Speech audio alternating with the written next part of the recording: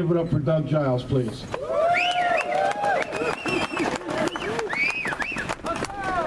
Don't touch my nipple, man. Hold on. That's a man-free zone. Amen, brother. Yeah.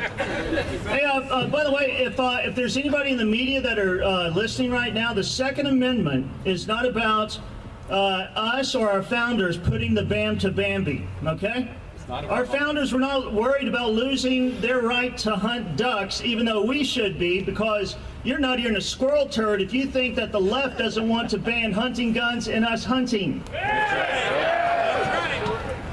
Yeah, and they also weren't sweating it about us being able to shoot skeet. That's not why the founders wrote that little ditty many moons ago. Speaking of shooting skeet, did you see that photograph? Oh, yeah. What about the smoke rising from the top of the shotgun barrel on one side of the port only? That looked like they were electing a pope, not shooting skeet. Unbelievable. Looked like me back when I was at Texas Tech University wailing on a bong. I haven't seen a photo that was that doctored since, or I haven't seen anything that's been that doctored since Pamela Anderson's Hooters. Now, the Second Amendment was crafted, like I said, many moons ago, and it focused not on hunting or sporting clays. It focused on not being subjugated by some snaggletooth jackass. There you go. Whether it was back in their day or fast forward into the future in our day, they crafted that little beautiful ditty to keep foreign tyrants at bay. And you know what? It's worked. Right. And it's kept foreign armies. They freak out and they think about attacking America because they know behind every blade of grass lays a what? Lays a gun, lays a rifle, man. Gun lives there. Yeah, so what you guys know this, I'm just preaching to the choir, just having a little fun. So what the tyrannical dipsticks did is, what they couldn't do via brute force, they're now doing through this thing called creeping tyranny. A little here, a little there, a little law here, a little law there, a little fiat by fiat, command by command, until the American frog is completely boiled and we're sitting over there with our holsters empty because they've convinced us through emotion, standing on the graves of children, that we should give up some gun that some lunatic dillweed used to kill children. That's right. It ain't going to happen, not on my watch, and I can feel it here. It's not going to happen there. That's right. I tell you what, when legislators, like they did in Colorado, try to convince the people that the Remington 870 and its semi-automatic brother, the 1100, is now an assault weapon, we should throw that pussy off a cliff. We got to wake up, folks. When Feinstein, like I said, when she stands on the graves of children before the bodies were even cooled in Sandy Hook, they start yarbling about how bad the assault weapons ban is, we got to hit back with facts and say, if you want to ban what really kills people here in the United States, you need to go to Black & Decker and ban hammers, and you need to go to Home Depot and ban axe handles, because that kills more than any assault weapon ban year after year after year.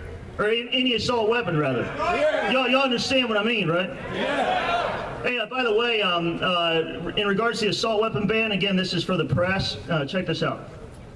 When it was enacted in 1994 through 2004, guess what spiked? School shootings. Workplace violence. You don't believe me? Google it when you get home.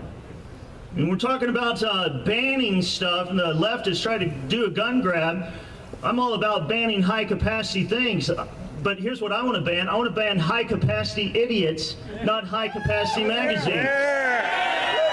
Did you guys see the school photo of Adam Lanza? With that Mo Howard haircut, that Charlie Manson glare into the camera. Here the kid is lighting his armpits on fire, pulling the legs off frogs, giggling when girls get raped and guys get killed on television. And his mother says, hey, I know how to fix this guy. Let's take him out to the gun range. How about put him on medical marijuana? How about get him into hacky sack or Nerf ball or something that won't kill people? Ban the high-capacity idiotic mothers and the high-capacity idiotic kids and the drug companies that fuel these kids with a ton of dope and then send these undisciplined narcissists with a histrionic disorder out into the public after they've been trained with Call of Duty videos and they know how to use Granny's Glock. Unbelievable, folks. And hey, also, when we're talking about listening to the left and what they say will solve our nation's violent problems, what did the DHS tell us a couple of months ago? Use scissors. If there's, all right, I got a plan. I can't believe these people have jobs. I got a plan, man. All right, if a mass murderer comes in, what you do is get a pair of scissors and gig him. Exactly. Wait till he dumps his magazine and then gig him. But if we have any teachers in the crowd, you know that you can't even have a sharp pair of scissors in school. You got those rounded plastic protected tips. Then they tell the men, and there's a ton of men out here, I can smell you from up here. Then they tell the men this: crawl under the desk and hide in the fetal position. Yeah, why don't you just wet your pants also? There you go. What kind of crap is that? Stupid. You know, here's what the DHS needs to tell them. This is what Wisconsin sheriffs have told them. This is what Miami. I don't know if you guys know who my oldest daughter is. It's Hannah Giles. She came up with the acorn sting and played the prostitute and saved us $8.5 billion. Here's what the cops told us when we were getting death threats from Acorn. Here's what they told us. Hey, we can't get here quick enough, so you got any guns? I'm not going to hell yeah from Texas. I came out of my mother's womb with a Winchester 94. Buckhorn sights. He said, good. He said, you're going to need it? You're going to, because we can't get there quick enough. I live in a small enclave in Dade County called Aventura. The police can't rock up there fast enough. By the time they get there, the damage is done. By the time people arrive at Sandy Hook and you're hiding under the desk and all that other stuff, the damage is done.